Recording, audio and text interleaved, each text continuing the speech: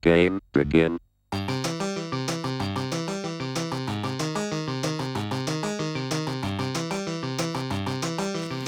All right, hello and welcome to episode 18 of the Spike Colony podcast. I'm joined today by two very special guests, again standing in for Mike as he's away on business this weekend. We have Tom Metelsky, commonly referred to as the Ringer, even though that doesn't make any sense. It's not like he substitutes in for anyone, but the Ringer, Tom Metelsky, and we have Aaron Dix, who I would say is the Duke of pre-modern. Although I think we already said somebody was the Duke, so maybe he's the oh no, it's true. He's the adventuring knight, adventuring lord of pre-modern. But yeah, excited to have you on. How y'all doing? I'm doing very well. It's been a good weekend. How about you, Tom? Have we still got you? Yeah, I'm back. Okay, Sorry cool. about that. I'm doing good. So, Aaron, you were just at Euros, so that was pretty exciting. Is there anything, always a blast. Is there anything you want to share? Some shout outs? Let's just go ahead and dive right into that. Oh man, I've tried to give people shout outs. There is absolutely no way to shout out everybody that was awesome at Euros. I mean, everybody makes that such a great trip the past 2 years. So the whole community over there, so good to be a part of. Yeah, that's freaking awesome. How did your tournament go?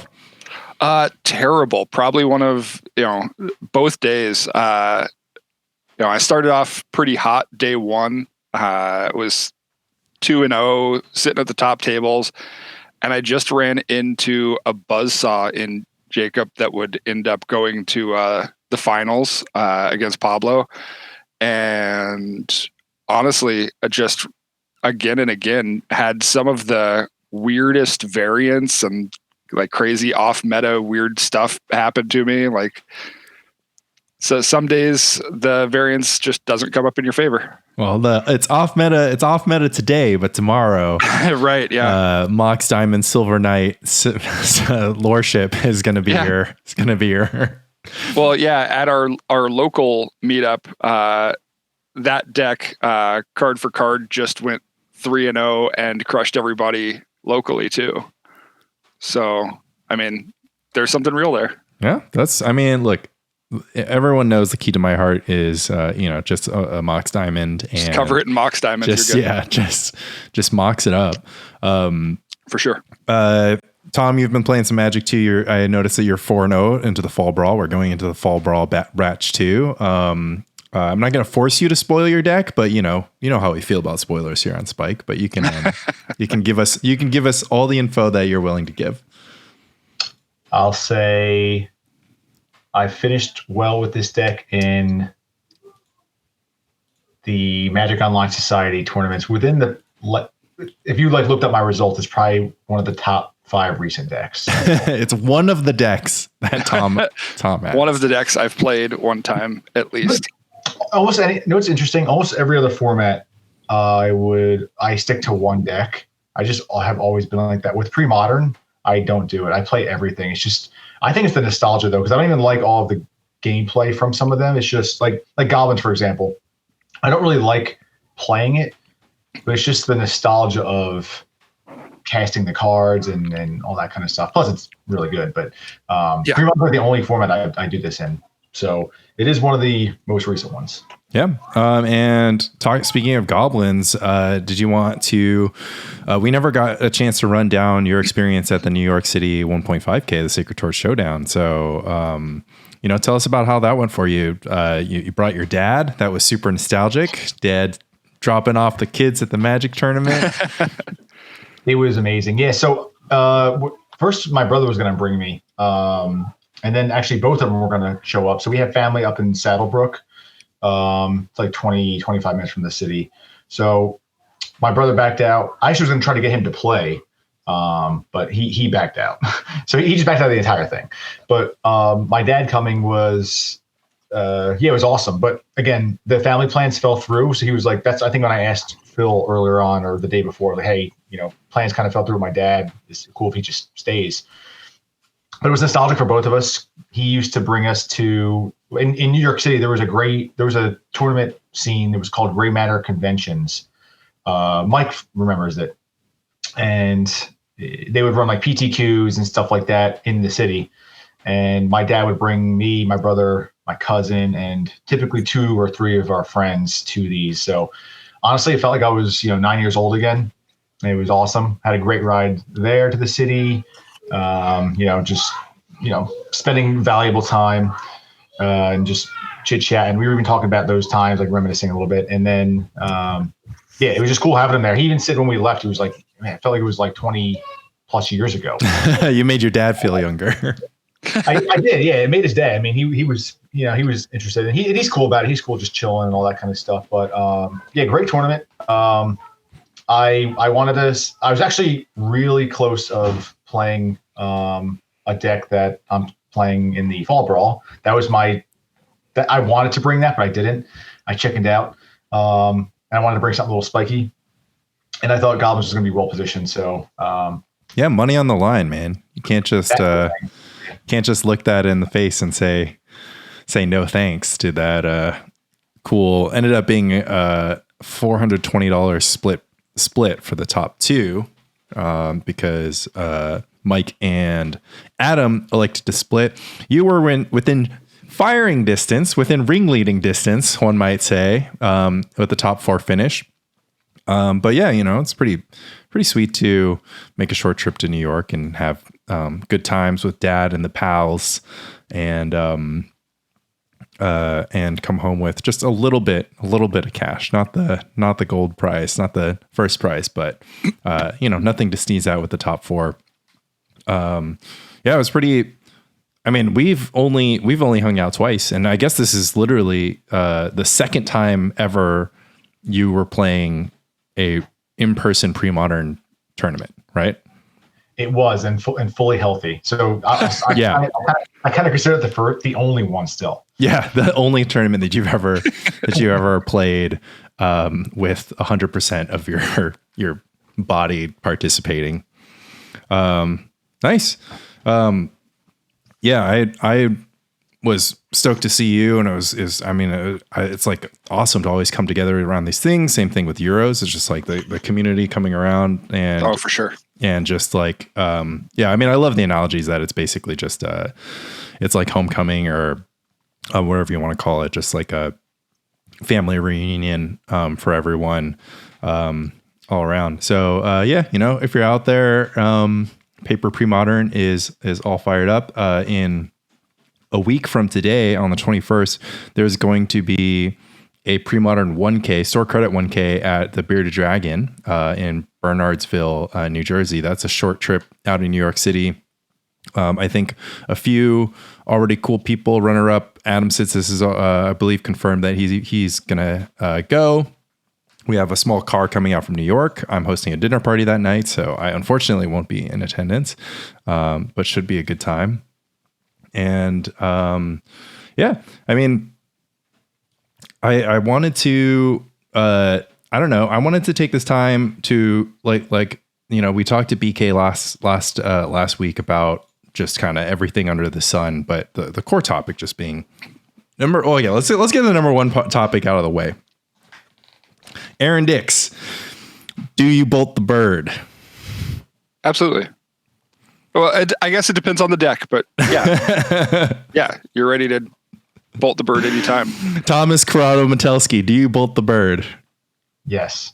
Yeah, we've got 2 bird bolters. I owe a huge apology to Martin Berlin in my hubris of having questioned his gameplay in the win in a match of the European Championship, forcing him to once again relive the trauma of just getting absolutely manhandled by Pablo Suarez and his trusty elves.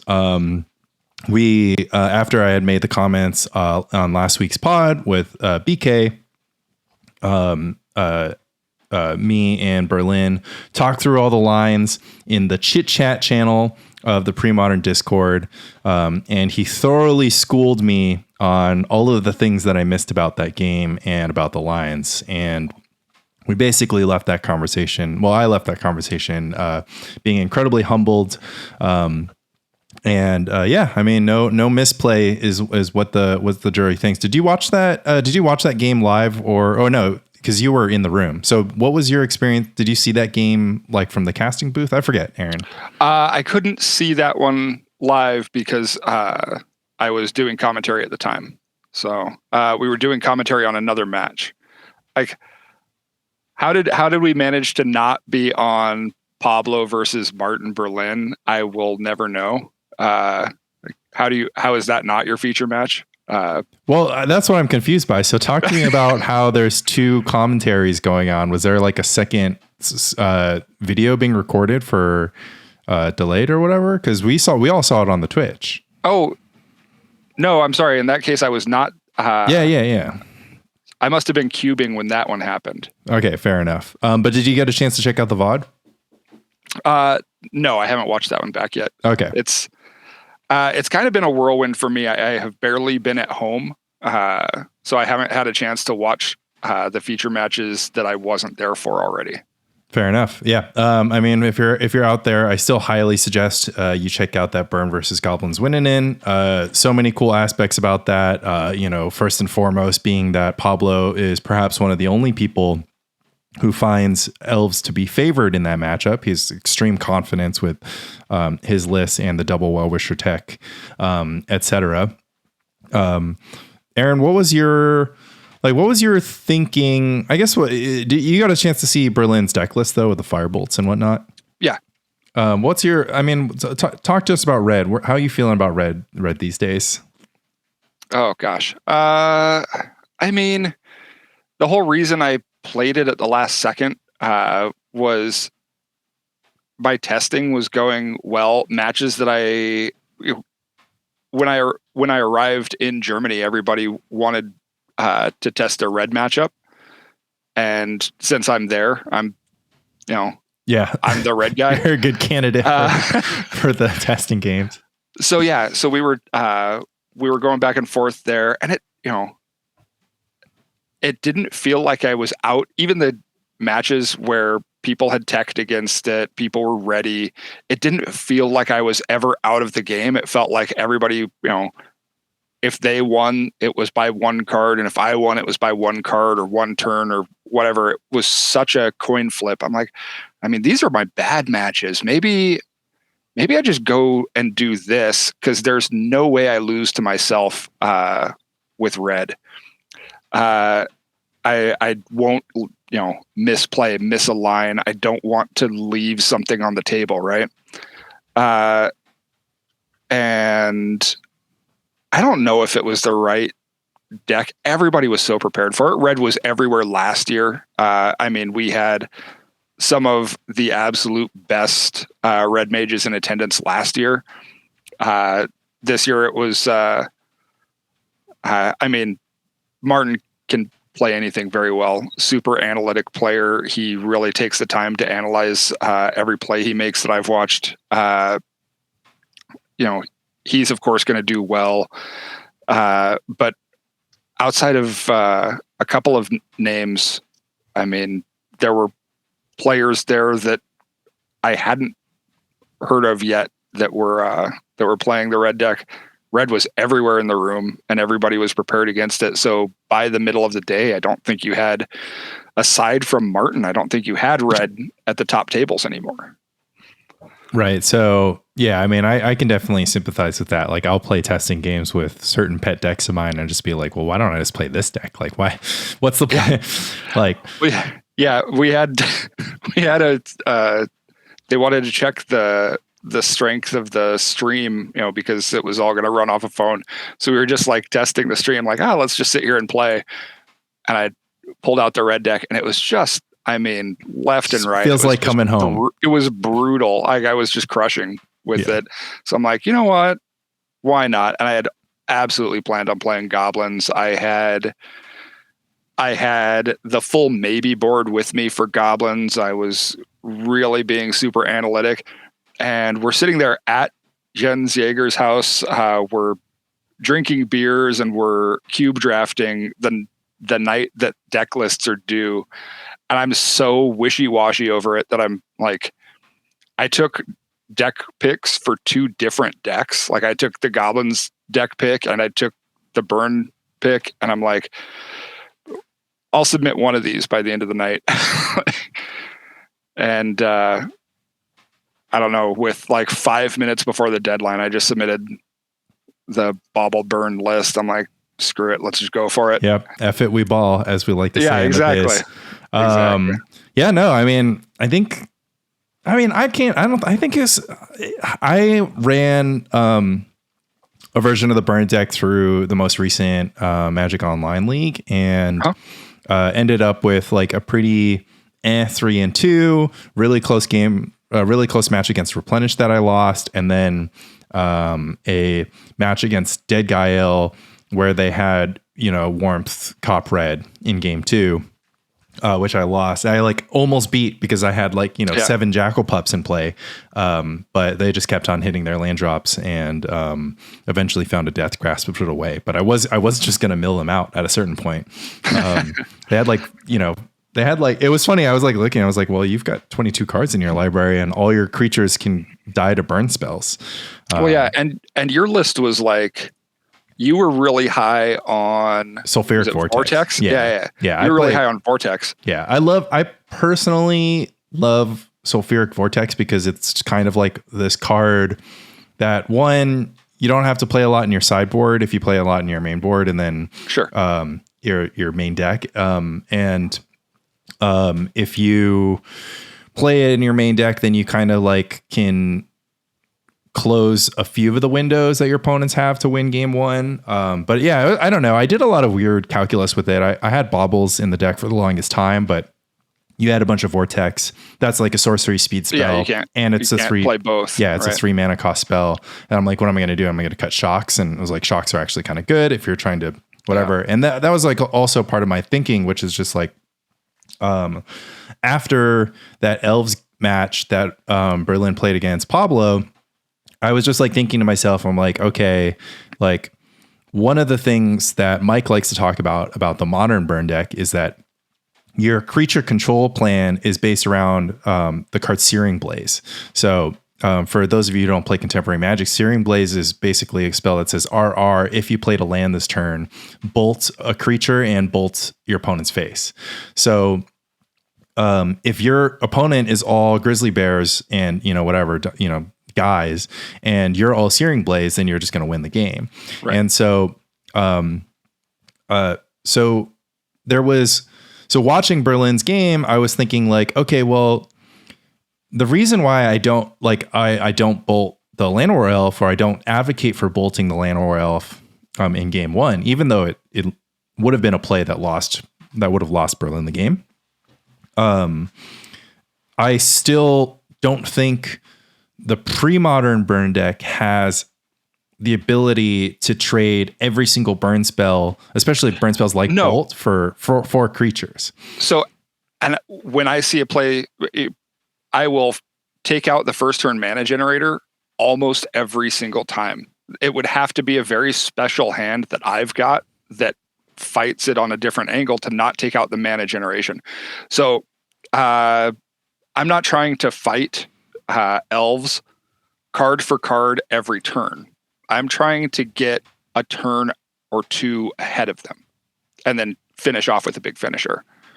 So the key calculus in beating Elves becomes like, do I have a Ball Lightning hand or a Fire Blast hand where I've got the big finisher? Do I have early pressure, and can I take out the dorks to slow them down for 2 turns? They are always going to take over the board every single time. You're never going to have all the gas to take on everything that they play out. But, thinking about your gears and turning the corner on them, and when you need to go to the face, I just want to stop the explosive elf turn. And I think that's the same thing that Martin knows very, very well. He gets to play with a lot of Elves players fairly regularly. It's a popular deck in Europe. Yeah. And for good reason. There was a, there's always a point where they're going to turn the corner on you. Yeah. But no, and I totally agree. I think I'll close the loop on Sulfuric Vortex. So anyways, if you're playing against a creature deck, if you have a Sulfuric Vortex in play, then you can just point all your burn spells at creatures and keep them from racing you back against your Vortex. So I really like that. And then I was just like thinking like, okay, well, it's also just like a good card against, basic swamp decks that are really into grinding you out to 0 cards in hand. I mean, you beat those decks typically, but with like a Vortex in play, they can't like, I guess, I don't know those. Well, I mean, I guess you have to separate out. So like the Dead Gael deck and the and like the Rock have like some accessible routes to life gain. So shutting that off is good. But anyways, I mean, I was just kind of like, I don't know, I just like the card, and it kind of feels like if you have like 4 Vortex against a deck that's only planned to beat you as life gain, then it's like super reasonable. So going back to bolting the elf, like the way that I kind of, I mean, it's just like a very, very layered question. So the first question fundamentally is, what hand did the elf player keep? So Berlin was saying like, well, they can't just like mulligan to survival. And I'm like, well, why can't they? Like if they don't have survival, then their entire game plan becomes like Masticore or Deranged Hermit or whatever, because they can't put together a symbiote, symbiote acolyte through burn spells. They can't put together like some Priest of Titania, Deranged Hermit, Cradle situation through burn spells. They really just don't have access to a plan that doesn't involve getting survival into play, because survival and anger means that you can have access to untap Well-Wisher lines or board control lines, or just like, total value lines. So Pablo kept 7 cards in game 1. So then that spawned a second question, which was, would you mulligan like 3 mountains, bolt, incinerate, ball lightning, fire blast? Absolutely not. Yeah, exactly. Right. I was like, why would you? Well, I mean, you're just trying to, again, stop the dork, apply some sort of pressure, and finish with a big finisher. So right. It just felt super painful because, I mean, there were obviously variables, but one, Berlin's on the draw, right? So that hand is like a turn 4 kill with just burn spells and no creatures, like, against any other deck that doesn't really, short of a deck that interacts with ball lightning. But he's on the draw. So, my thinking was like, okay, like your plan for the first 2 turns is going to be like bolt a creature and then incinerate a creature. And then your opponent like is still at 20 life and you start the game with like a ball lightning hit. So it was super, it was just really slow.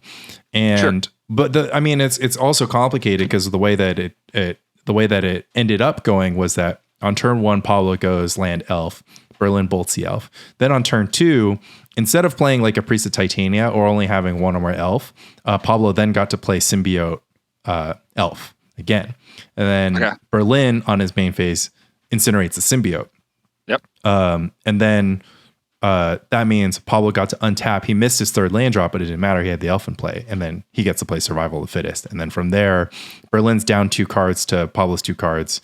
And Pablo just gets to, accrue value until he basically gets out of the range, because Berlin didn't have access to Grim Lavamancer or the Curse Scroll. The Curse Scroll is great, but it, you really need your opponent to be low, because you're going to be low with an active Curse Scroll. Yeah. Right? Yeah. But especially with Berlin's deck that had, 4 scrolls plus 4 Lavamancers plus 4 pups. I mean, there's a lot there that changes that quite a bit. And there were a lot of things that he could have drawn that make that a totally different game.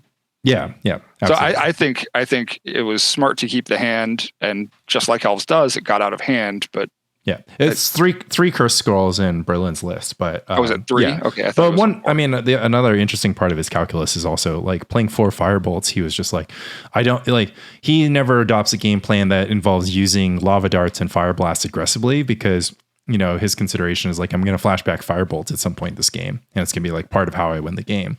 So I thought that was really interesting. I think that's like a super like. I think that there's a little bit too much tension between. Firebolt and like the fact that you already take advantage of your graveyard with Lavamancer and it like, the sequencing of that and the fact that you're sacrificing lands to cards like Lava Dart and Fire Blast.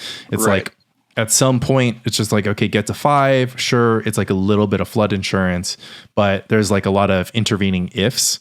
And then plus it being a sorcery definitely plays a certain part. I mean, it didn't really come up in that game versus Elves, but there was like a turn where he was like, well, if I Lava Dart this turn, then I'm never going to Firebolt. He eventually needed to Lava Dart. He was forced to Lava Dart and untap her in a situation. But in any case, the takeaway was, well played on both sides. Extremely tight game with like a lot of crazy variables. It's kind of, like, I don't know. It keeps me interested in kind of these decks where, I was like saying strategic or tactical, but it also just like makes me think about like the kind of decisions that you're forced to make when you're playing the burn deck, because I consistently would tell Mike that I felt like he played the burn deck like it was a mid-range deck. And, but that said, like when I'm piloting burn, like, I don't feel the same as when I'm piloting the rock. And it kind of continues to be like an interesting question of just like, these decks have just like completely different feels, but like burn feels more like Dreadnought than it does to the rock. People might think it's insane, but I like playing Parfait feels the same way. Like these decks that I gravitate towards, like, I don't think about burn, like a mid-range deck, even though it has access to different strategies. Like I still think about it and I still feel like I'm problem solving in the same way as when I'm playing a deck like Replenish or Parfait or Dreadnought, which is hard to describe, but it's just a vibe.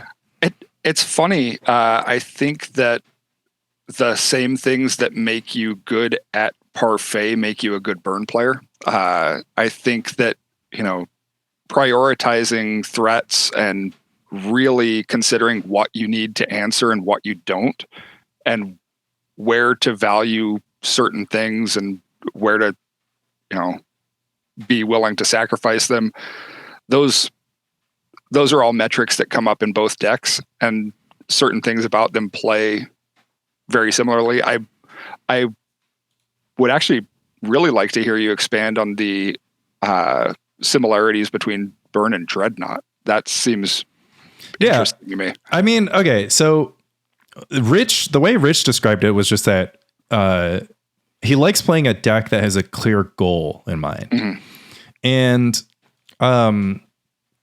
so when I think about a deck like the Rock, and Tom can comment on this, because when I watch Tom play a deck like the Rock, and when I watch Francisco play, he just released a video playing this black-white control playable Dead Guy L deck.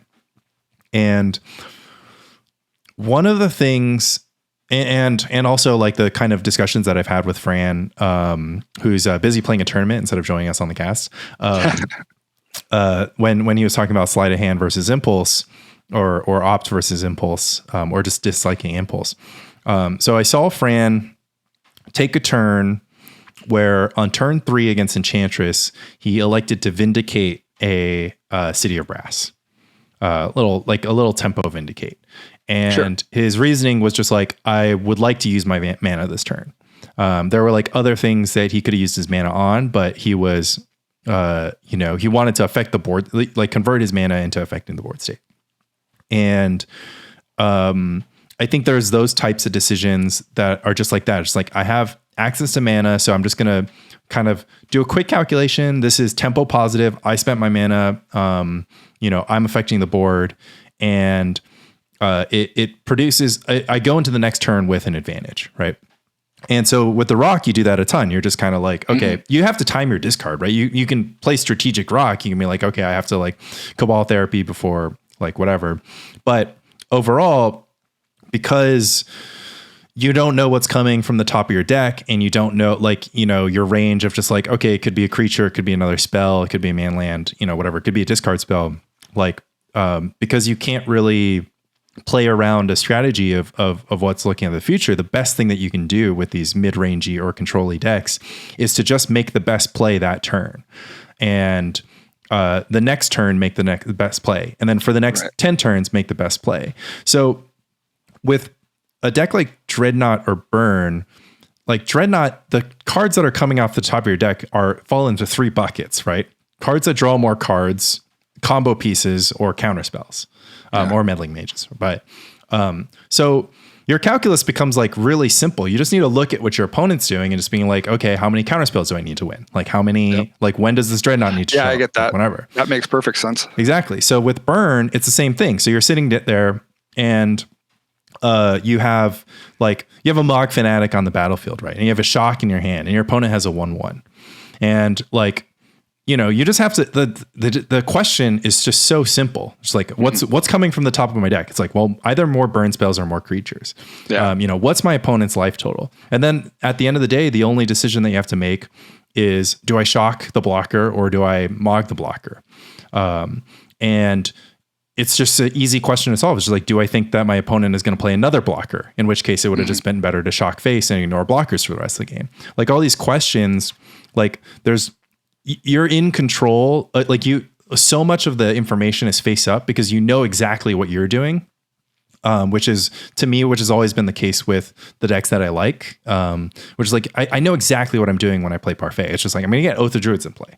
You know, it's like, right. Yeah, like exactly. That's the goal. It's like, okay, I got Oath of Druids in play. It's a 1-card combo deck. Like, I don't think people truly understood, like how straightforward it was. It's just kind of like, okay, what's the game plan? I get Oath of Druids in play. It's like, okay, what if Oath of Druids isn't a good card in the match? It's like, okay, well then I'll get Land Tax and Scroll Rack in play. It's like, after that, sure, there's just kind of like, okay, you know, like it's really easy to do math when like do the resource trading when you have 3 times as many resources as your opponent.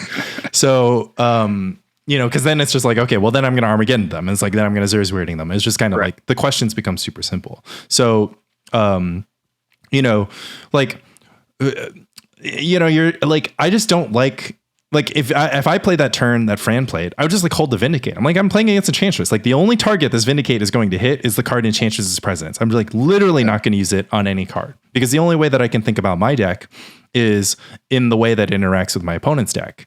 Because my deck doesn't do anything. My deck is just a reactive deck that like has some like, you know, like I'm more interested in like, okay, like, do I play a creature now? Like, one of the coolest and most basic questions of pre-modern is just like, okay, do I play this Exalted Angel face down or do I wait 1 turn or 2 turns to play it face up?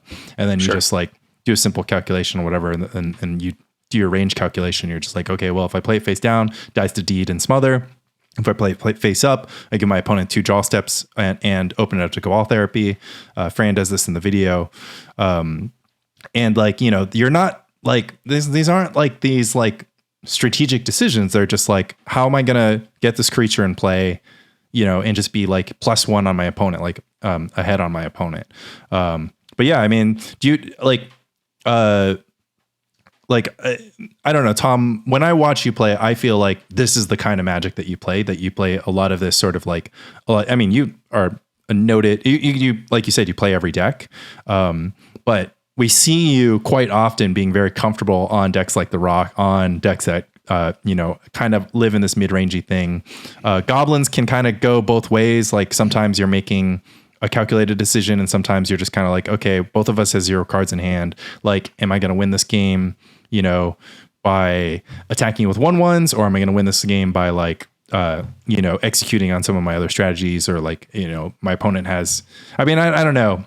I don't know where to put goblins, but I'll let you take the floor, Tom, and see what you think about this sort of concept of decks. And for the record, this is what I was getting at on the podcast like 3 weeks ago with Lan, where I was just like, some of us are rock players and some of us aren't. I'm like, I simply am not a rock player, even though I don't know. I'm just like, it's not what I like. I'm not saying I can't do it, but it's not what I enjoy. Yeah, it's interesting. So I think mid-range decks, even control too, but I think mid-range to the maybe to the maximum here is like where you need to, like you mentioned it already, so I'm gonna just echo that, but you need to like utilize your mana correctly and efficiently. When you don't, you made a mistake, I think, and it can cost you. Sometimes you can cheese the wins, but I think especially like with the rock or dead guy ale. And I kind of want to throw Landstill in there. Yeah, I was going to say Landstill is like, Landstill to me is a mid-range deck. Like, it's just, it's just like. I mean, it feels like it. You want the game to go long, right? Like the Rock, Dead Guy, and Landstill are not, like, the longer the game goes, the better it is for you. And you have to use your mana efficiently. I feel like that's especially for the Rock and Dead Guy. You have to, like, if you don't, you are probably making a mistake. And then, like you also mentioned, so again, I'm repeating it, but I just think that you know how this kind of lines up where you need to make the best play every turn and use your mana the most efficient way you can. So I just think that, like, in a deck, especially a deck like Gush, you don't have to necessarily do that, even though you have to use Gush correctly. But I think it really just comes down to the mana efficiency, especially in the Rock. And if you don't do it one turn, it will cost you. I don't know. What do you guys think about that? But again, I'm echoing Lanny, but Aaron, I don't know if you agree with that too, but it feels like and I'll keep throwing Landstill in the mix, but it seems like a hard concept for me to wrap my head around because I value, like, in almost every deck that I play, I value the instant speed. So playing a sorcery speed, tempo play against a deck that can have, I get the thought process, especially, given that, like, I want to hamper their mana right now because they're going to do Enchantress things. But like, if the next turn they play the Sterling Grove and I don't have that Vindicate anymore, I'm just kicking myself, right? So, I mean, I think that's where, my tendency to go towards super versatile instants in whatever deck I'm playing, and do things at the end of turn when I have, like, all the information I can get. Like, I get really nervous typically about making a choice on my turn, like the idea of mana efficiency or making sure to use all my mana.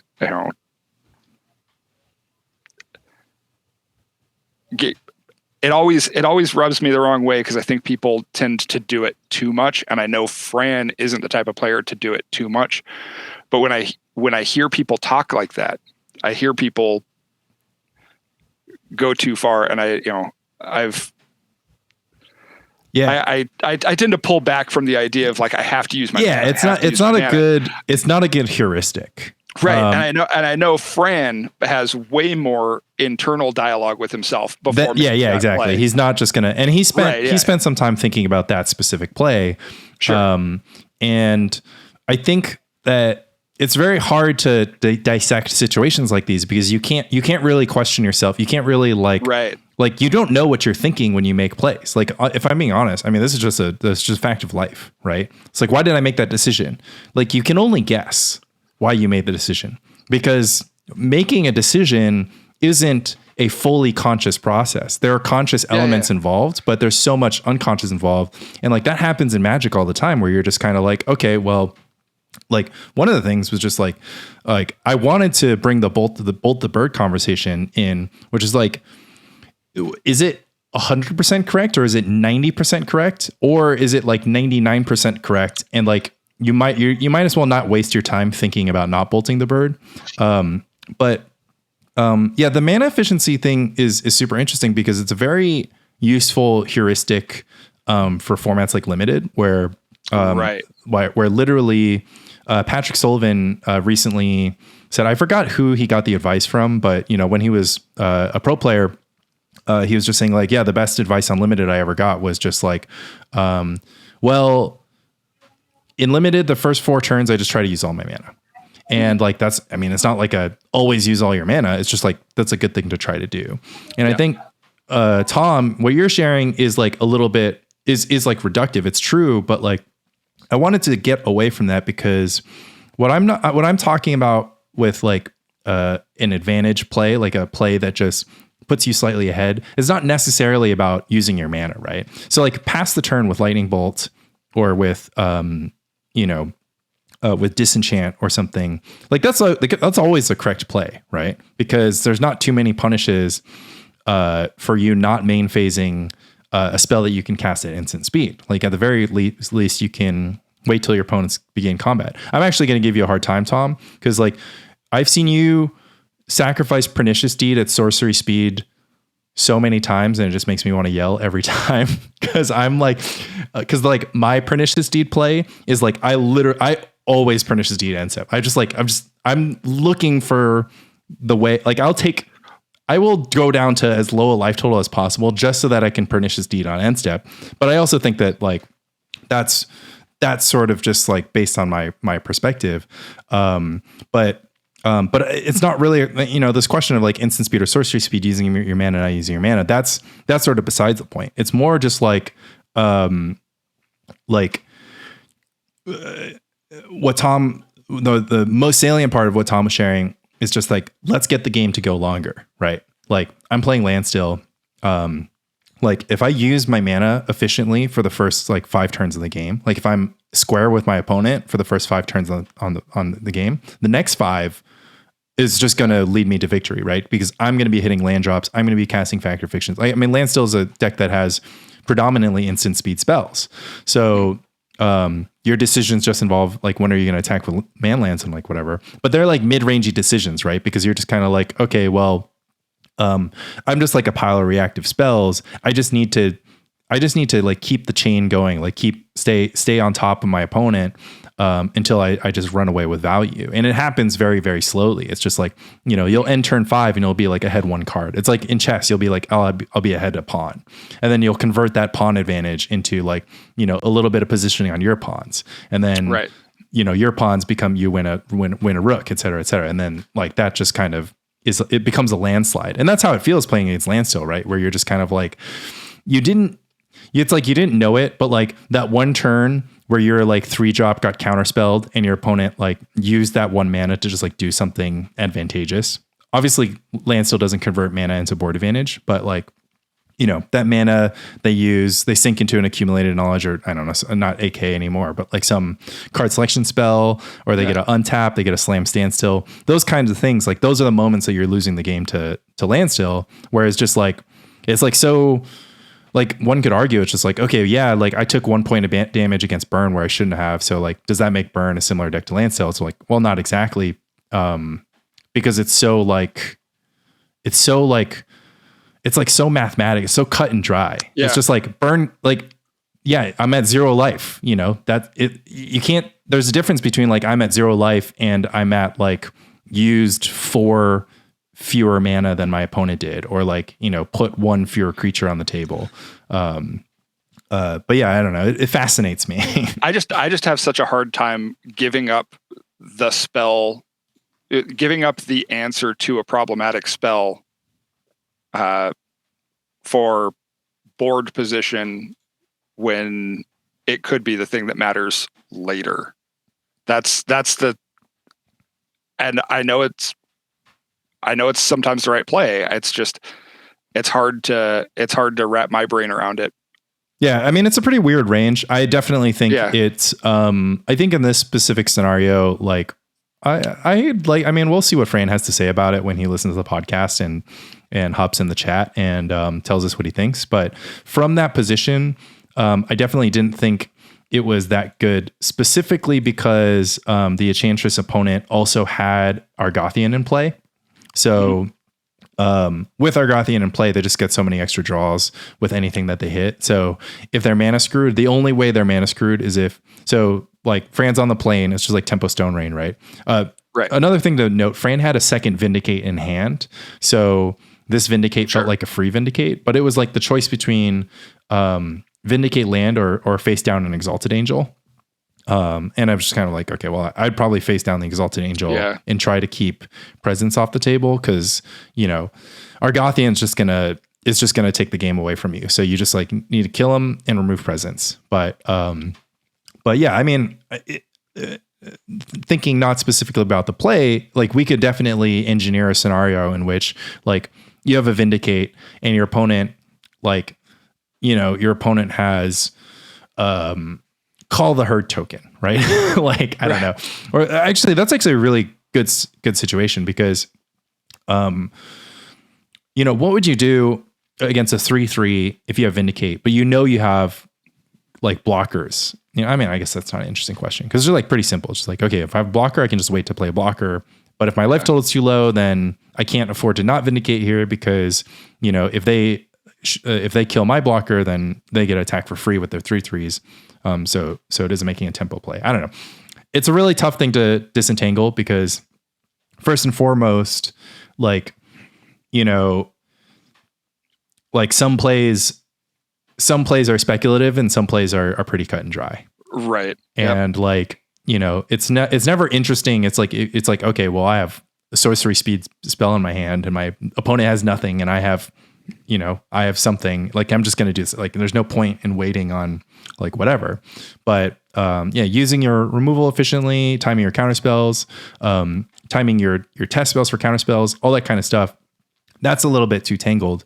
But I guess I will say that like one of the ways in order to beat the brain fog that comes with, trying to figure out when you're going to blow up your Pernicious Deed or when you're going to time your discard is to just play decks that don't have those cards in them. And instead just play burn or replenish or blue-white Dreadnought. Although I wanted to share, recently I played a game with blue-white replenish, which I had an intuition in my hand. I had like two intuitions. I was playing against Stanley, playing the Survival Madness deck. And I intuition for like 3 Exalted Angels. This is a post-board game. So I intuition for 3 Exalted Angels. Okay. And I was like, I'm playing as an Exalted Angel. I'm going to flip it against, Madness. And it's like, it's just going to get a win because, typically they don't keep their bouncers and Gilded Drakes, even if they're like big Lanny fans. I mean, I guess I am insulted at this point. How many people are like, you really surprised me with those Exalted Angels. They're like, I've been Exalted Angeling people for like 9 months. Kind of my thing. It's like, you like have some respect.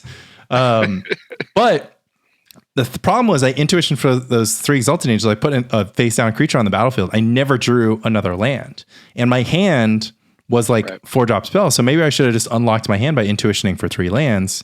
I think I got wastelanded. So like Stan wastelanded me off the 4th mana source and stuff like that. So that's not like a clear cut. That's one of those things where like, I had a plan. Maybe it was a good plan, but it got busted by like me not drawing enough lands. But like, that's kind of like one of those things. It's like, oh, what would you do?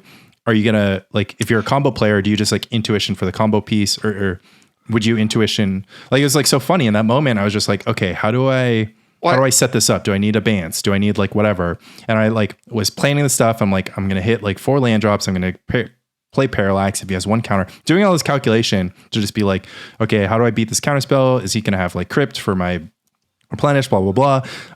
It was just like an awkward hand. Cause I was just like, it's just one of those things where you're playing the likely odds, right? You're doing the metrics in your head. Like, all right, what are the chances I draw land here? Yeah. Why? No, the chances I draw land versus the chances that I draw something that I want to be doing to the board state. I think you made the right play. Well, I just thought it was funny because basically I spent like, so I spent some amount of my brain facilities just being like, I've got 2 intuitions. I've got, some mana sources. I've got like whatever, like, how am I going to put this combo together? Like, can I just get Parallax Wave first and like whatever? And it's like, Because if I got Parallax Wave, then drew a land, then I can like untap and play Parallax Wave. Then I can like Intuition the next turn for the Opalescence, and then play the Opalescence, and then I can draw into. So I was like doing all this stuff, and then I like was like, okay, this interesting, whatever. And I was like, well, what if I just play Exalted Angel? And then I did that, and then, but that was like, that like has created. I mean, it's created an interesting. It's forced me as a Replenish player to make more decisions, basically, to make decisions that are a little bit murky, because Replenish is a relatively deterministic deck. Like, sure, you can get busted by random like crazy cards, but like for the most part, like, you've won the game when you establish like Opalescence Wave, and then sometimes you need the Tide in there, and like it's just very obvious. I mean, it's not obvious because the deck is extremely hard to play, but it's like at least clear, like what you're trying to accomplish with like your stuff. And it's really just timing. It's just like, what's the order that I play these spells and like whatever. So, right. I added that mid-rangey aspect of just like having 4 Exalted Angels in the sideboard. It's like, well, I can do all this stuff, but if I happen to draw Exalted Angel in a lot of games, I can just cast this card and I'll just like win. And it's like becomes a 1-card strategy. Intuitioning for 3 angels is a lot bigger of a question, because it's just kind of like, one, it's super inefficient. You're going to spend 10 mana for 1 angel. But it might just be the thing that you need to do because, it's a more compact way to take control of the board. But I mean, I don't know. Those are my ramblings on my most recent like thinking about what kind of decks I like to play. I started this whole discussion talking about how I played Burn to 3/2. And yeah, like, I played my list. I, drew dead against Replenish. It's pretty classic. Like, oh, I just need 1 burn spell, and you just draw a Jackal Pup. Sometimes, yeah. And then I just got sideboarded against versus Dead Guile. But bottom line, Burn still a sick deck. I played some Elves casually recently and lost from the Elf side against the Burn side. I didn't know my opponent was Burn, so I kept a 1-lander with an Elf. So that was a super correct to bolt the bird on my Burn opponent's side. But yeah, Burn's feeling really good. I think there's absolutely a path for Burn to win tournaments right now. It's not like you're going to run into a match where you can't win. There's less Dreadnought too. There shouldn't be. There shouldn't be. There shouldn't be. Dreadnought feels great right now. I mean, it always feels good. Yeah. Aside from my second day at Euros, where Dreadnought just had some of, I told you guys, I ran into just Variance City, like the hands that you're just like, this should have been great. Everything was set up. You were the chosen one. I made the correct choices and did not get rewarded for it. And that was just sort of my days. I had a really, really great match against Phil Taylor, who I haven't had a chance to play in person before. And there were so many times where it's like, I've got like a 50-50 shot of the next thing happening. And it didn't happen for like 9 turns. Like, set up multiple 50-50s that never paid off. Dreadnought's great right now. Yeah. Your results may vary. Mine definitely varied on day 2 at Euros. But I mean, I think the way that it's been going right now is that it used to be. I talked about this last week. I was just like, it used to be like when you were playing Blue-White Dreadnought, like it was Disneyland. Like you just won every match, and it's like very simple. Like the first time I played that deck, I just played the deck like relatively cold. I just like played it. I was like in one of those 16 person elimination brackets. I just played it, and I was just like, I just crushed everyone. My opponents made some mistakes, like for sure. But like, what better deck to punish your opponents making mistakes than a deck that puts a 12/12 into play. Like, so now with goblins and elves being so good, or just people more familiar with the deck or having more, understanding what their game plan needs to be against the deck. And the good old fashioned is just like, okay, well, I'm just going to play like 17 disenchants, and like, that's going to be my plan. Like now it's like a little bit of a bumpier ride. Right. And people are prepared for it. I think there's like a little bit of dreadnought fatigue that happens. So Fran recently was like, oh, it's crazy. Like Jeff White said this thing, like Dreadnought's kind of easy deck. It's kind of a boring deck. And I'm like, okay, well, I'm not saying like it's the easiest deck in the world, but it's like once you have gone through the Dreadnought puzzles, like solving them over and over again for every match of a tournament is just like not necessarily always like the most fun idea. Like, so like, sure, like you're going to be put in positions where you have to like, you know, solve your problems, but like, I don't know, 80% of the games, you're just going to like win or lose, right? Yeah, because exactly. you just had it or your opponent had it. And you know, like whatever, like, of course the mirror is like insane to play. I love that mirror. I love it. Unbelievable. It's so fun.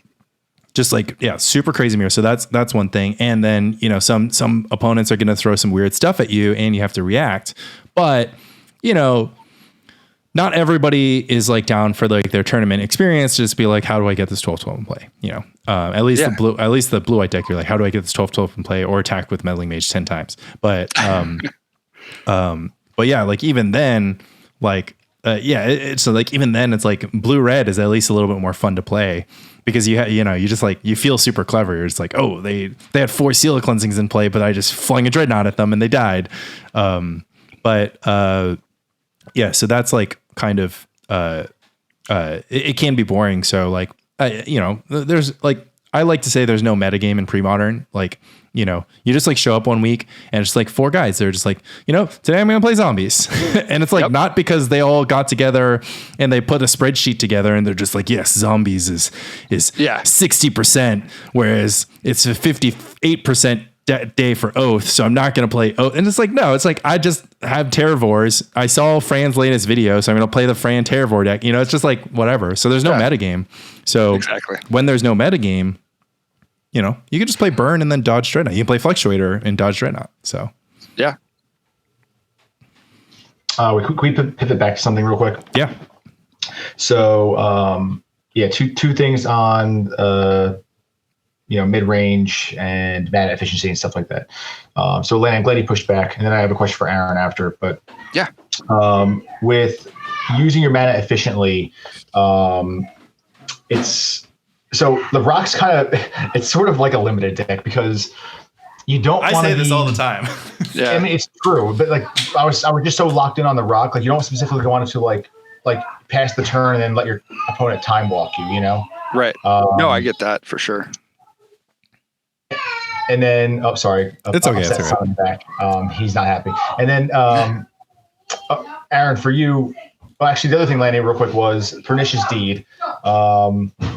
Hold on one second. I think my dog's not doing well either. I should have let Tom respond to my Pernicious Deed slander when I said it. No, it's all good. It was so rude of me as a host to not let Tom talk for like 10 minutes. No, I was listening. I enjoy listening, especially Lanny, to you and Aaron with pre-modern stuff. I will listen all day.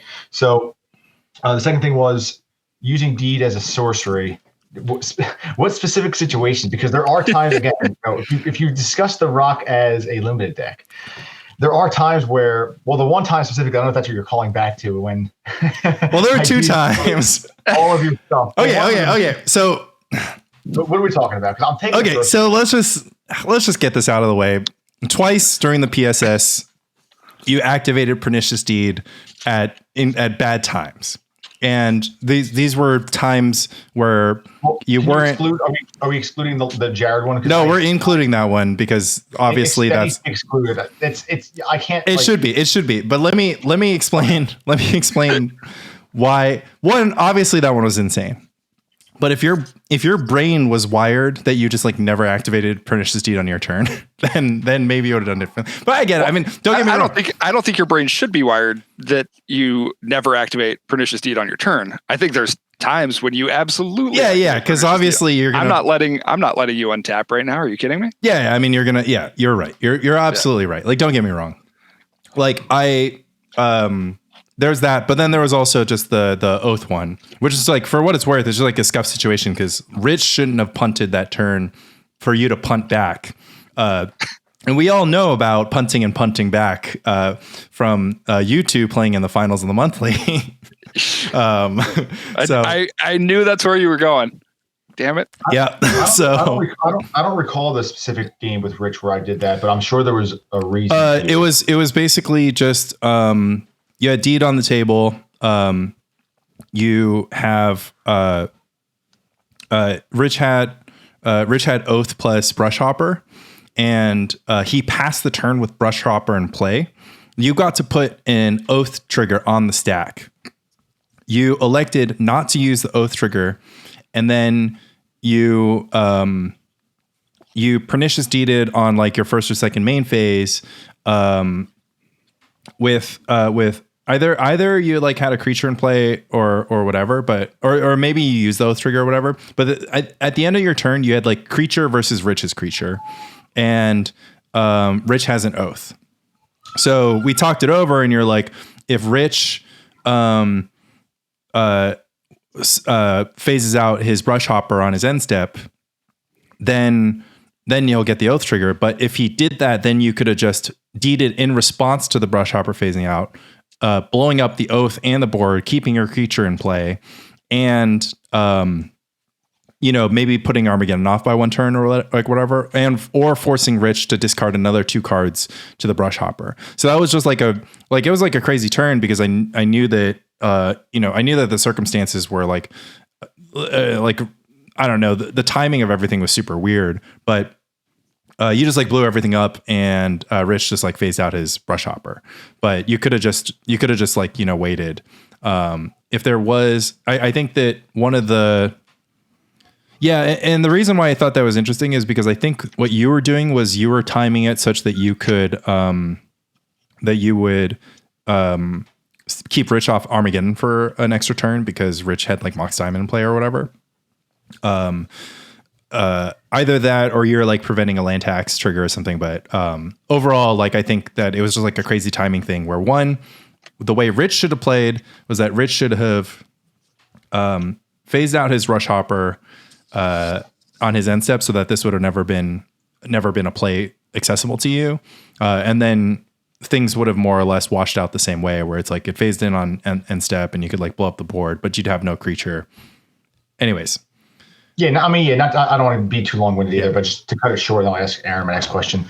I do remember that. I remember the feel of that turn being awkward, and it was I was kind of going through the motions of, okay, if I pass, I think he had a Mox Diamond, and I was fearful. I didn't really care about the Brush Hopper at that point. I think I feared him. It was either tax or an Armageddon, something to dodge next turn. So I think that's why I did it. But it also felt really awkward. It's also interesting, just like, I guess, anything involving life, but the word better, like what's the better play? Like, is it better? Like better is not really like it doesn't really have a good definition, right? Because like who's to say what is better, So like sometimes it's difficult to do those things too. But unless you have all information known from like, it's almost like we were talking about the Martin and Pablo Matt, like, there's so much information that you don't have. Exactly. Right. But really, I mean, we know how much equity we have going into the flop, like that's what we're discussing. I mean, that's what I'm trying to say, which is just that like, my opinion on that, until of course it got changed by Martin's reasoning. But my opinion beforehand was just like, okay, look at this situation. Like, your hand doesn't feel like it illustrates a win against something that we know is in Martin's range. Is in Pablo's range. It's like we know Pablo has survival. So it's just like, can this hand beat survival? And what does it need to beat survival? I was like, you don't have a creature, you don't have a lava man, you don't have a scroll. So like you have no access to like longevity right now. So Martin was just like, one, if you go for this aggressive line, you're just going to lose. Like it doesn't even matter because like you're going to lose on Pablo's turn 4 before you untap for your turn 4 to try to kill.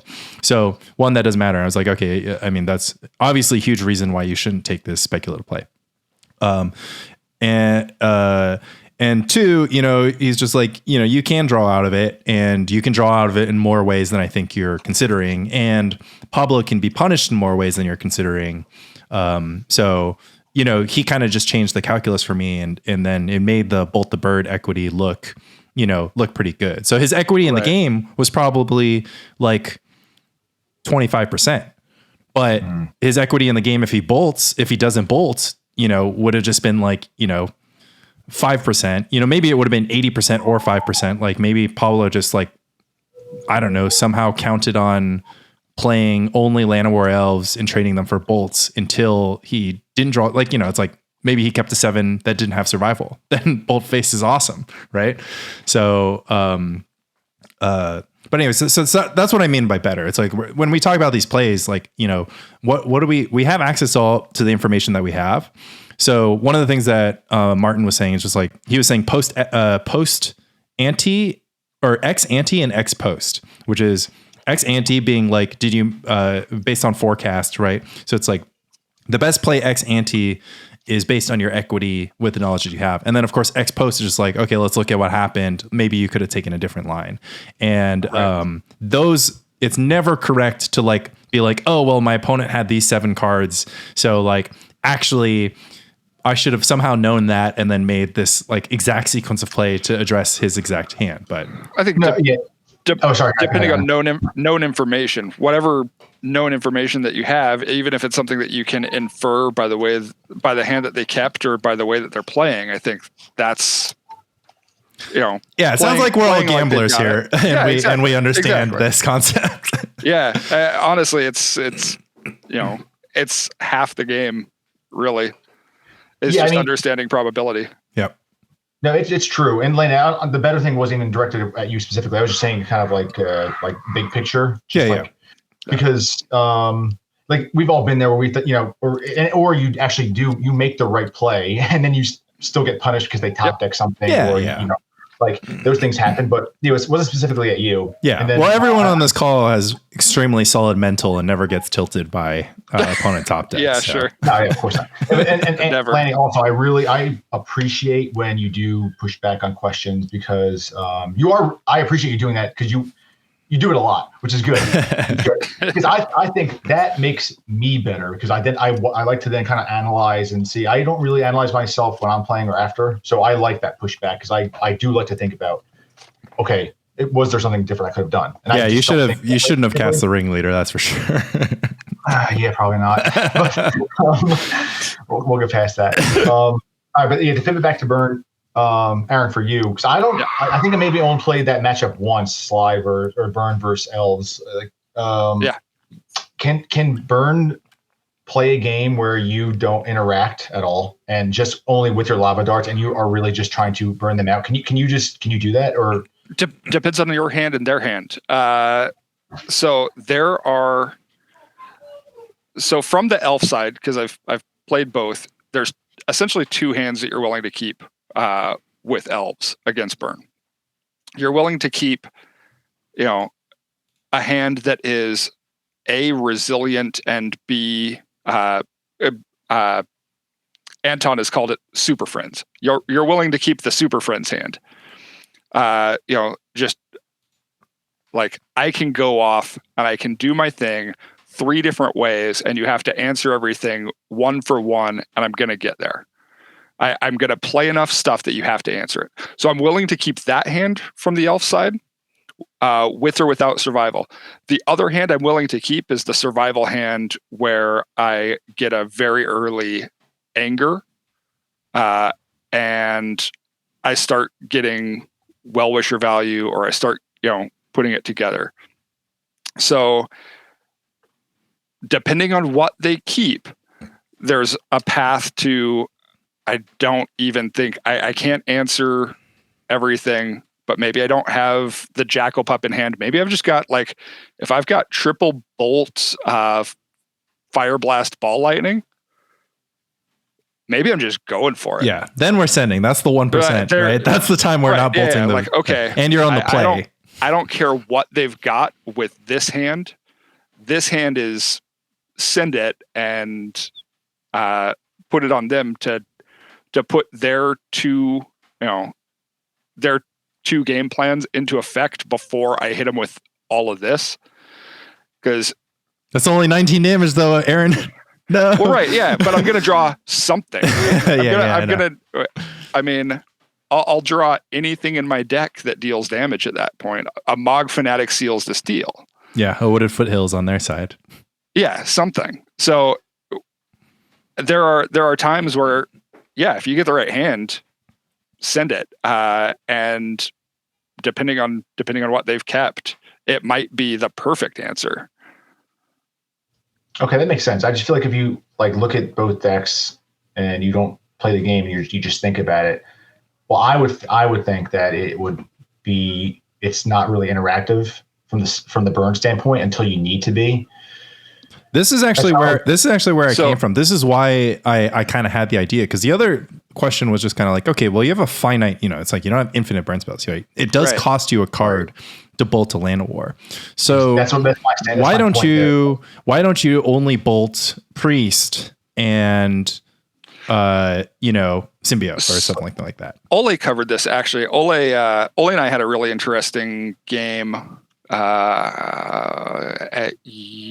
LobsterCon. I believe he wrote about it in one of his tournament recaps. He's made a comment about a first turn play where I thought long and hard about. He specifically commented on the fact that I thought long and hard about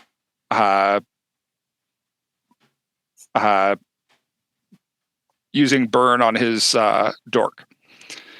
And it's the reason if I remember correctly, the reason is because I had Lavamancer in hand and I was thinking about what his likely plays were and what his likely turn 2 was. So I needed to hold him back off of the crazy elf play, but I also knew I was going to have an active Lavamancer on turn 2. So I thought it was worth it. I ended up doing it, which held Lavamancer back for an extra turn, but that's the calculus. It all comes down to what I have in hand, what I think that they have in hand, and what I'm allowing for explosiveness from their side. Right. It's one of the biggest thing is like if your opponent goes elf and you go Lavamancer and then they go elf cradle elf, right, yeah, exactly. Then survival go. Yeah. then you're in really bad shape. Yeah, I just lost. So, if you can afford to like sandbag that Lavamancer for one turn, you can go like burn your elf, then you can go burn your elf Lavamancer, and then you can go burn every elf for the rest of the game because you have the active Lavaman. Like that's definitely calculus. So, yeah, I think it's a pretty like that altogether becomes like a pretty resounding like just like kill the elf situation, unless you're saying triple bolt ball fire blast and you're on the play. Yeah, whatever hand I have versus whatever I think their game plan is, because remember I said those 2 keepable hands. Yeah, exactly. They are on the back foot and they do have to play around you, and their game plan, a lot of their game plan is all about having creatures on board. Exactly. Yeah. They can't execute any combo finish with like, knowing that you can interact. So they have to count up. This is something that Pablo put on a masterclass in that specific match, which was just like, putting creatures on the board and like which specific creatures he's putting on the board, what he's surviving for, just like, creating,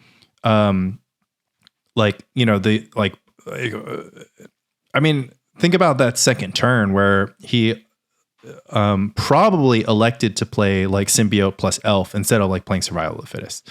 That's just like a super interesting spot. Like, I don't know, I maybe would have played survival because I'm just like, whatever I play is going to die anyways. But instead he's just like, well, actually I have this symbiote elf play. So like my elf is guaranteed to live through the next turn, or I get a free card if, for whatever reason, Berlin chooses not to, chooses to like bolt an elf that can get saved by symbiote.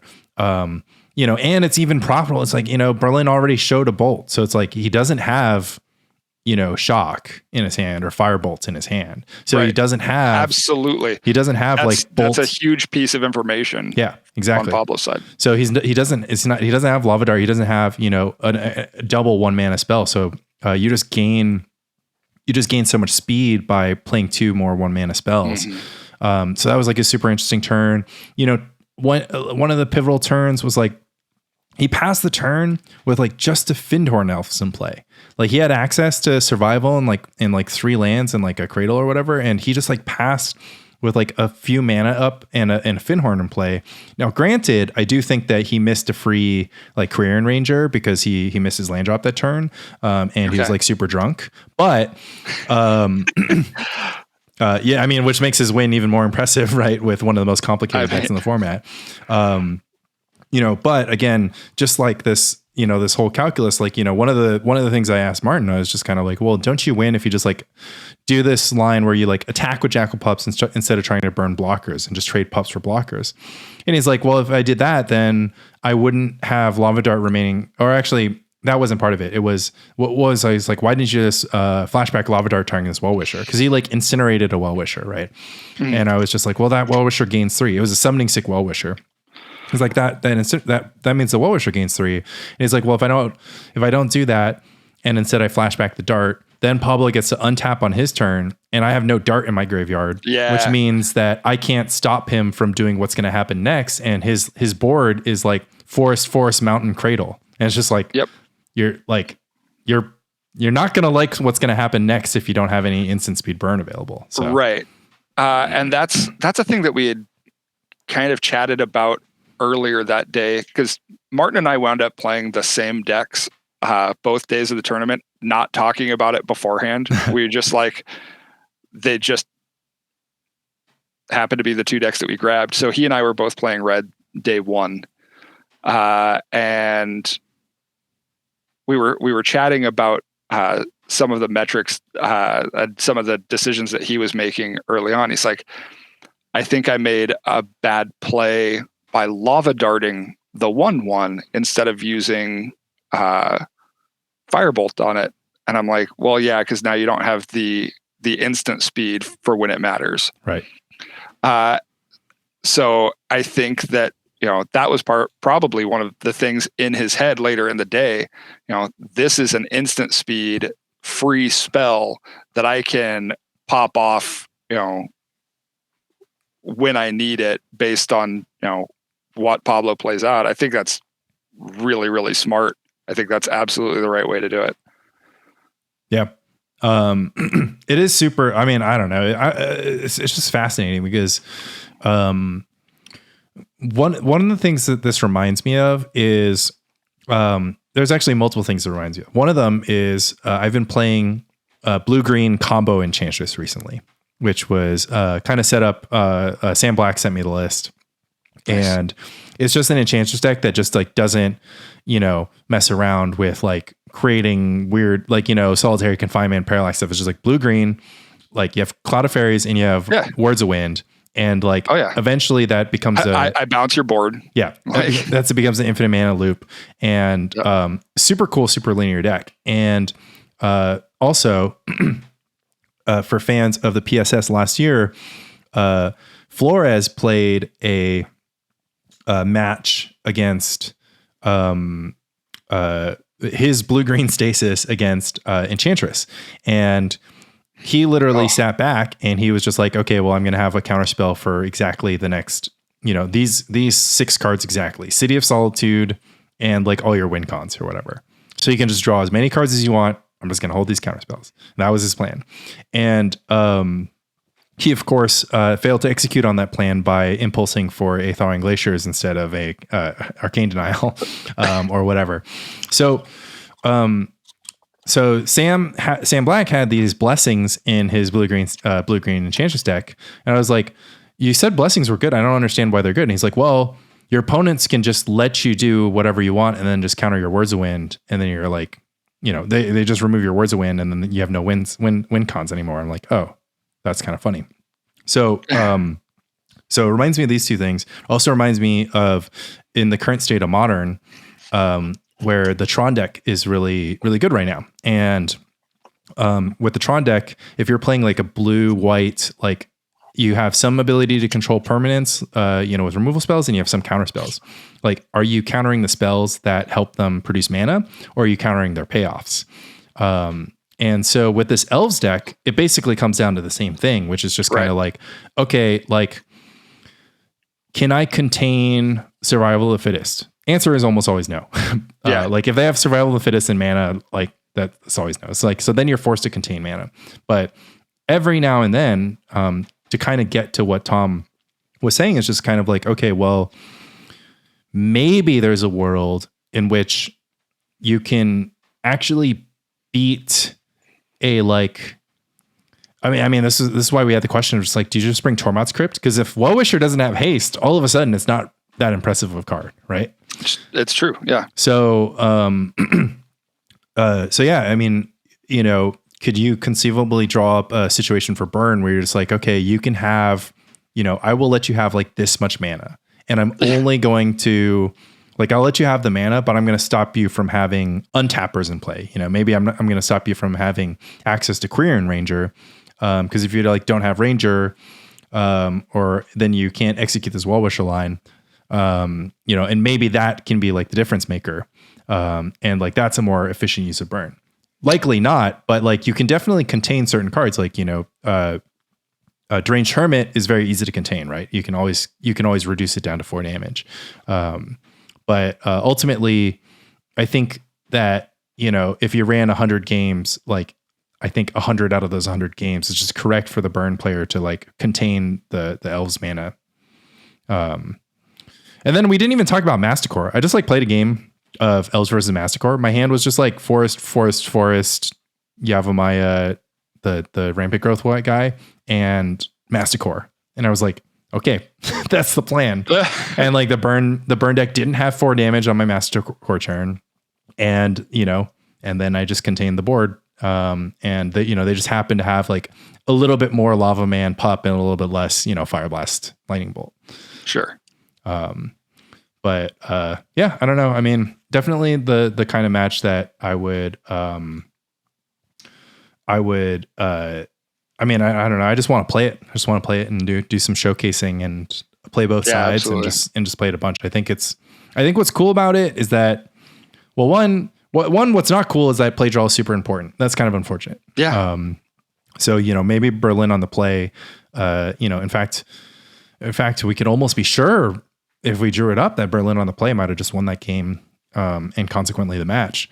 But you know, we live in a different world than that. But yeah, I mean, those 2 straight Spike Colony episodes on Elves versus Burn. And and I'm sure Mike has plenty to say on it. So he'll probably join me next week to say a bit more.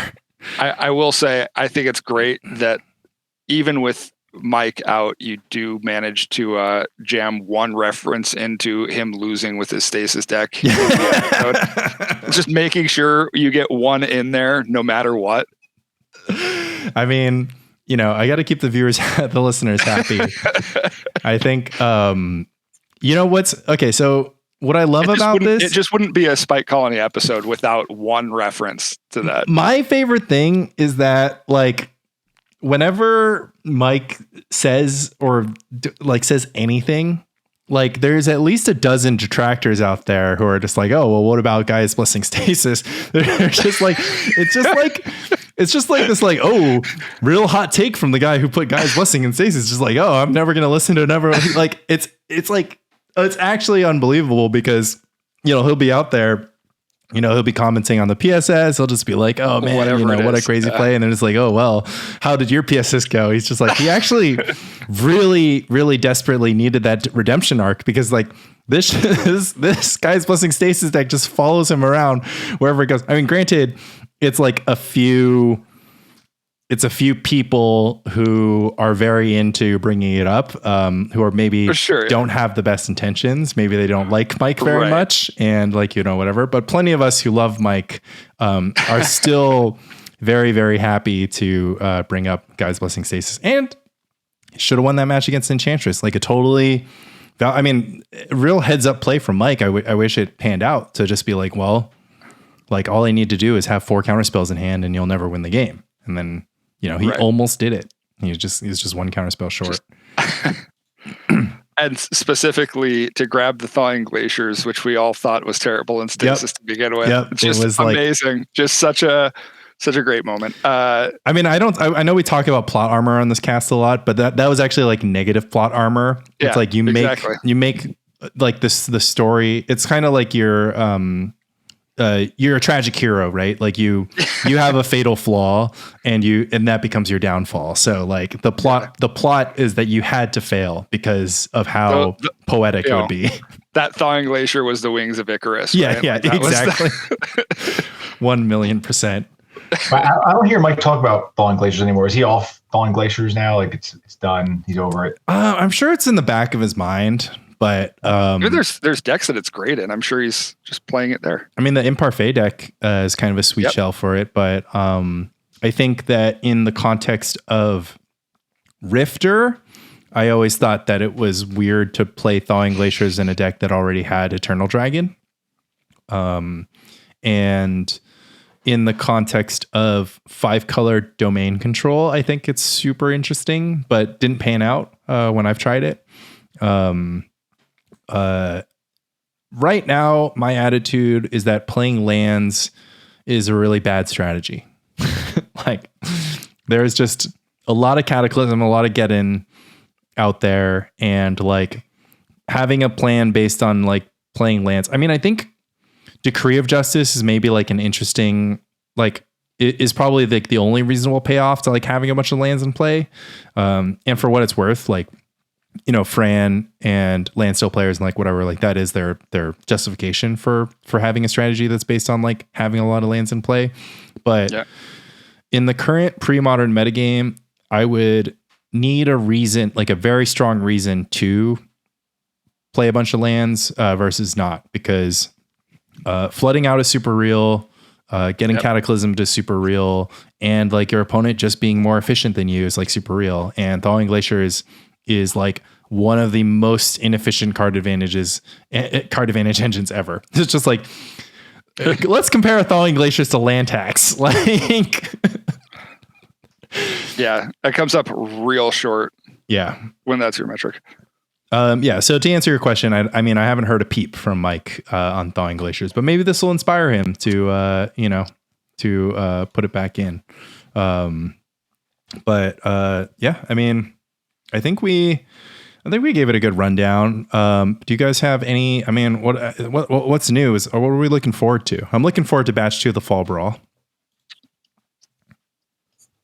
Yeah, likewise.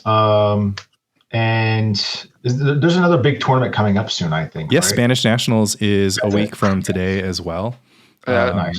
Shout out to Charles, who's going to try to be there for that.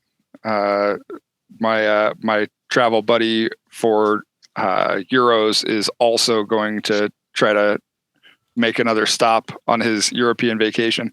Yeah. Shout out to the Magic Online scene for pre-modern. If you have been online for the last couple of days, there have been like 4 tables of pre-modern up at a time. Wow. Which is like super crazy. Just like a Friday afternoon, like 4. I mean, a lot of people practicing for Spanish Nationals. So that was kind of appropriate for the time zone. Like I was around at like 2 p.m. Eastern. That's like 8 p.m. Spain or whatever. And like people are just jamming and testing and getting stuff in. But we just had the highest actively participated Magic Online Series League with I'm sure somewhere around 40 or 50 or even 60 people, playing matches. So if you have any curiosity about Magic Online, and you want to battle, everyone on this podcast, potentially, Tom and me for sure, but Aaron, of course, on the path to being an online gamer. Yeah, I'll be around. That'll be super sick. So look out for IB True, Laney Nini, and Caffeinated 22 out in these streets. But yeah, I mean, pre-modern is super great. As always, you can find us, and we have a super, super open ear. I've got one more thing to plug. It's actually what I'm sitting here building decks for. The Gauntlet. Yeah, of course. Yeah. Mike Arnold's 64 deck Super Gauntlet is going strong. Everybody's making their arrangements to play our matches. So we're we're up and running. So yeah, that's awesome. That's gonna be a blast. It's a lot of really cool decks and really, really cool people this time around. Absolutely. Not that the other ones weren't cool. I mean, it's just way cooler. I mean, there's super cool. Just like so much coolness. Come on. Yeah. So head over to twitch.tv/Elendrile, ELENDRILE, and give Mike Arnold a follow. You can check out Super Gauntlet stuff. He also posts about it. There's a special thread in the Discord. Threads are super confusing, but fill out your brackets. Brackets are closed. Oh, shoot. Yeah. All right. Sorry. Too late. But if you head to tournament chat and the Pre-Modern Discord and click on the little hashtag threads symbol, you can hop in the chat about the Super Gauntlet, or he'll be posting about it, I'm sure, on Facebook. Fall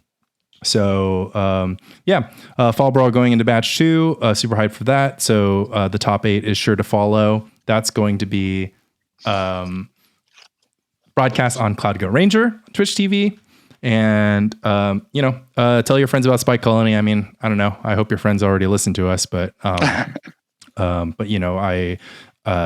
get extremely gassed up. I can't talk about how gassed up I get whenever anybody's like, I don't know, honestly, I'll say this. If you have thoughts about the episode, commenting on a post or hopping in Discord or like starting the discussion about it. Like if you've got thoughts on Burn versus Elves, I just like would love to hear it. Like, Berlin was like, hey, I think you're wrong. And that resulted in a really awesome conversation where I feel like I learned a lot. Berlin probably learned nothing. He just like learned that I'm a dumbass. So he's just like, oh my God, these amateurs playing my format, they don't even know. Hop into the discussion, and we'll see you next week. Love Spike Colony. Love Spike Colony. Love Spike Colony.